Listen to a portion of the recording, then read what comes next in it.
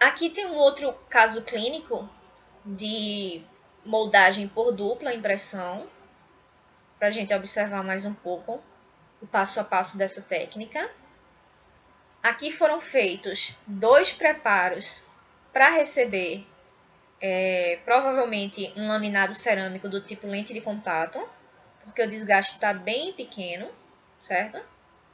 Então, lembrando, se é faceta, se é lente de contato, o preparo no dente é só por vestibular, certo? Tanto faceta como lente de contato são laminados cerâmicos. O que muda é a espessura, que a faceta é mais espessa do que a lente de contato. Então, nesse caso aqui, provavelmente foi para um laminado cerâmico do tipo lente de contato. O preparo foi feito só na vestibular.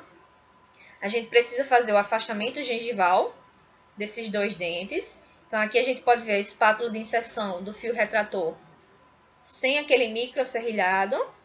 A gente observa que tem um tecido gengival saudável, não está sangrando.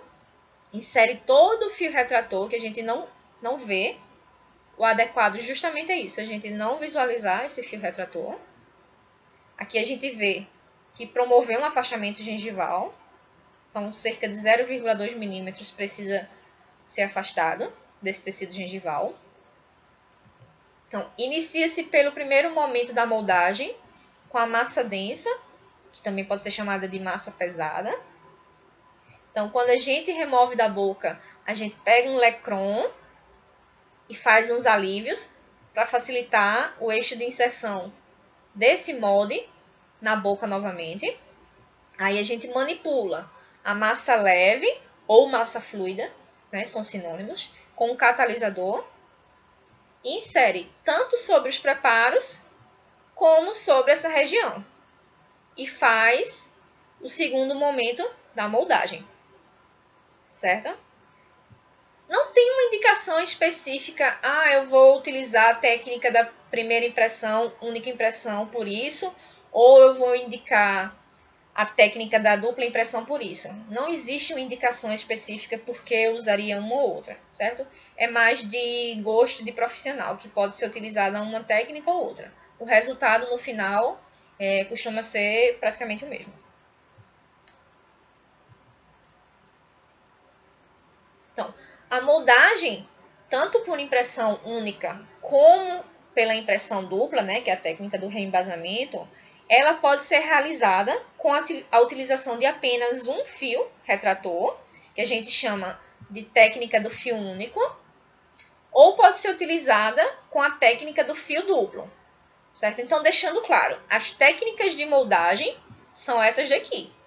A técnica da impressão única e a técnica da dupla impressão. No entanto, quando a gente vai fazer uma dessas duas técnicas, obrigatoriamente, a gente não faz um afastamento gengival prévio? Então, nesse momento do afastamento gengival, eu posso utilizar a técnica do fio único ou a técnica do fio duplo. Nessa técnica do fio único, eu utilizo apenas um fio retrator. Já nessa técnica do fio duplo, eu faço a inserção de 2 fios retratores. E esses fios têm espessuras diferentes. Aqui a gente tem um caso clínico mostrando a técnica do fio único. Então, foi inserido apenas um fio retrator, que nessa condição clínica, né, nesse biotipo gengival, já foi o suficiente para alcançar um bom afastamento gengival. Então, já foi suficiente para isso. Então, foi realizada a moldagem e aqui a gente tem o modelo de trabalho. A gente observa bem nítido esse término cervical. Então, essa aqui seria a técnica com a utilização de apenas um fio retrator.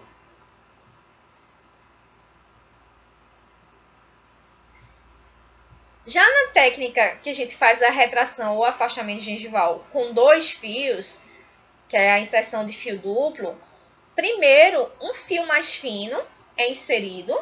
Então, a gente utiliza primeiramente um fio de menor diâmetro, de menor espessura, que vai manter o afastamento da gengiva no sentido vertical. Então, vai promover aquele afastamento vertical de cerca de 0,2 milímetros do tecido gengival. Depois que a gente faz a inserção desse primeiro fio retrator, a gente escolhe um fio retrator mais espesso. Então, por exemplo, se esse daqui foi o 000, eu vou escolher agora o 00. Um fio mais espesso para fazer a segunda inserção, tá? E essa segunda inserção, com um fio de maior diâmetro, vai promover um afastamento mais lateral da gengiva, tá? Então, ela não vai aumentar aquele afastamento de 0,2 milímetros mais para apical, não. Vai promover um afastamento mais lateral, certo? Então, outra coisa importante, quando a gente faz, para a gente observar, quando a gente faz a inserção desse fio, primeiramente, ele fica todo escondido no interior do suco. Tá? A gente não visualiza ele. Aqui a gente consegue visualizar porque está numa vista oclusal. Mas se fosse uma vista por vestibular, é indicado que esse primeiro fio fique todo escondido no suco. Já esse segundo fio, como ele tem um diâmetro, uma espessura maior, ele fica mais exposto. E é normal, certo? Como a gente vai querer que haja só um afastamento mais lateral, não vai ter uma variação do afastamento vertical, ele realmente fica um pouco mais exposto.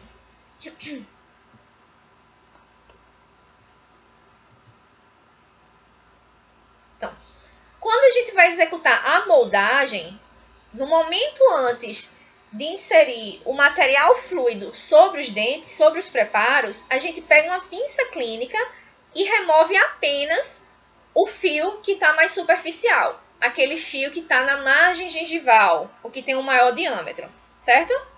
Então, por que tem que ser no momento exatamente antes?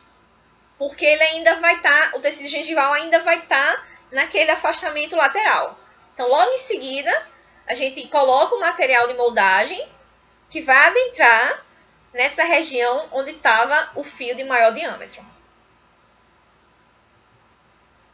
Aqui a gente tem um caso clínico que inicia pela inserção de um fio retrator de menor diâmetro. Então, ele fica totalmente inserido no suco gengival. Lembrando sempre de deixar, olha, a pontinha para fora. Então, aqui são preparos para coroa total. Então, o fio tem que seguir todo o contorno do dente.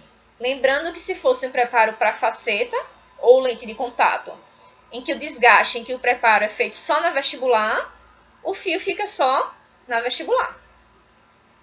Como aqui é para coroa total, contorna todo o dente. Aqui está sendo feita a inserção do segundo fio retrator, que a gente já observa o diâmetro dele, a espessura, que é bem maior do que o do primeiro. Observa também que ele fica um pouco mais exposto. Ele fica a nível da margem gengival. Ele não promove mais um afastamento para vertical, para apical, certo? Ele promove um afastamento mais para os lados, assim, ó, que a gente chama de afastamento lateral da gengiva. A gente deixa também uma pontinha para fora, porque a gente vai remover esse segundo fio exatamente no momento que a gente estiver inserindo a massa fluida do material de moldagem. Então, aqui foi feita a moldagem prévia com a massa densa, foi colocado no segundo momento a massa fluida. Então, foi removido o fio que estava mais externamente e no segundo depois faz-se a colocação da massa fluida e a moldagem com a moldeira que está com a massa densa. Aqui a gente vê a nitidez do término cervical.